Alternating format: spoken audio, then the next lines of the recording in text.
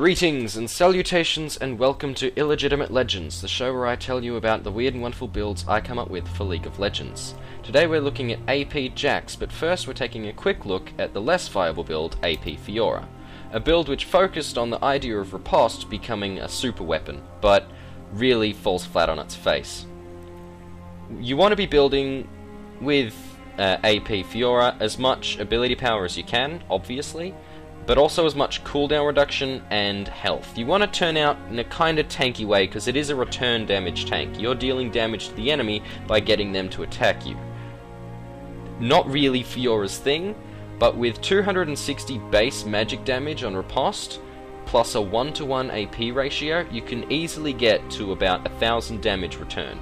If you watch Cogmore here, don't watch the guy I'm trying to kill, watch the Cogmore. I riposte, a quarter of his health is gone. Yes, a tower helped, but I did do a lot of that damage. Now, the downside with this build is that it's got one use. It's a one-trick pony in the extreme. All you can do is really return damage to people attacking you. That means you can only fight high damage, low attack speed champions. There's only one of them I can think of in the game, and that's, Gangplank. Because he doesn't attack, he uses Parlay. I don't know. Good against a crit plank, because you can block his shot, return it right back at him. Hurts like a truck, but not so good any other time. I mean, you can't even farm minions. Really, it's got that one trick, and it's really, really fun, and try it once, but after you've tried it, never do it again. Now, on to the main event.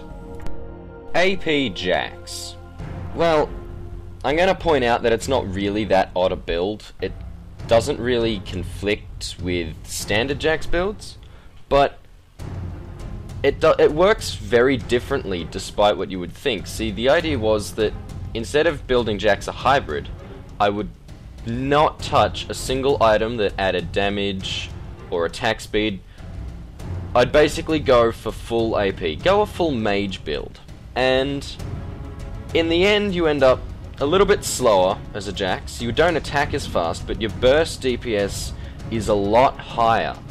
Like, his AP ratios are phenomenal, particularly Empowered Strike, which Jax players will know actually applies on your leap attack. So your leap attack can, at one point I think I calculated it at 1200 damage with a finished build.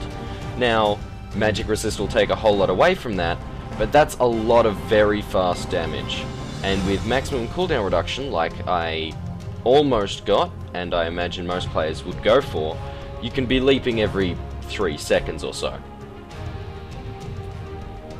Like I said, it's a lot larger, but a slower burst damage. Like, Grandmaster's Might, his ultimate, applies, with this build, 600 extra damage on his third strike. That's a lot of damage, but you're not doing a third strike very often. The counter to this is that you've got an Empowered Strike almost every time your Grandmaster's Might's about to go off, so you sync those together, put in a Lich Bane, you're dealing 1770 damage with a finished item build. With one hit, and you can do that every 3 swings. You'll have an attack speed of about 1 per second, so every 3 seconds, they die.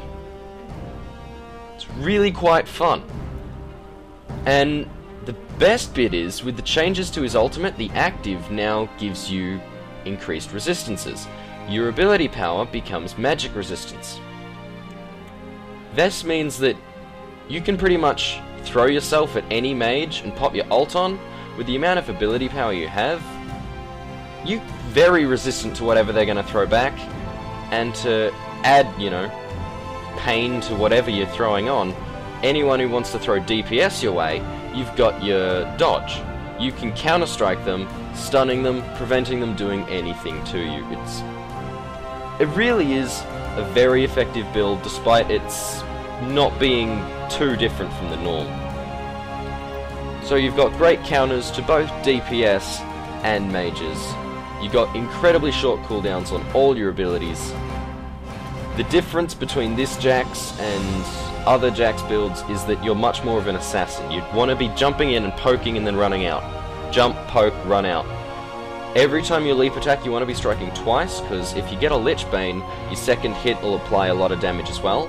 But then you want to be getting out shortly after that, because even though you're resistant to a lot of things, you can't take on a full team. You're not going to end the game just by being there. You need to seriously think about your position and make sure you're in the right spot to be able to jump into any fight, but not be the one taking the brunt of the fire. Thus, I'd consider an AP Jax more of an assassin. Now, I built AP Jax with a number of thoughts in mind, and the main one was AP. Second was cooldown reduction. To this end, I went for my Morello's Evil Tome first, closely following that up with a good old-fashioned Boots of Lucidity. They're actually not that old-fashioned, they're one of the newer items, but let's forget that. Follow that with a Lich Bane and Rabadon's Death Cap. You've got some really good hits. Then you want to supplement that with some extra health. Ryle's Crystal Scepter. That stops them getting away because leap attack is really, really good, and if you've got a Ryle's as well, they're not going to be able to run. Lastly, you want to be adding your Spell Pen. You want to look at the Void Staff, and that's really it. Once you've got that build, you'll be hitting really, really hard, and the enemy won't know what to do with you. You can be beaten, but it certainly isn't easy, and that's AP Jax. See you next week. Oh, and don't forget to tell me what you want to see next time.